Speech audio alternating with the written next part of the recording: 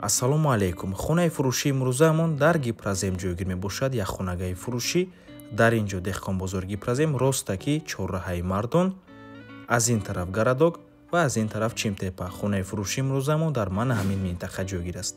Аз ин тараф мо омадем дӯстони азиз, дар ин ҷо нонвои хона, мағоза ва хонаи фурӯши мо дар ҳамин минтақа ҷойгир аст. Рост мерем, ба тарафи дасти чап мегардем. Аз ин тараф мо омадем дӯстони азиз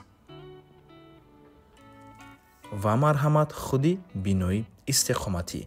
Бинои ду ошшонага мебошад. Хонаи фурӯшимон дар якум ошшонаш ҷойгир мебошад. Марҳамат дӯстони азиз, худи хонаи фурӯшӣ. Дар ин ҷо даромадгоҳ, ҳоҷатхонаву ҳаммом, ошхона ва ҳуҷраи истиқоматӣ.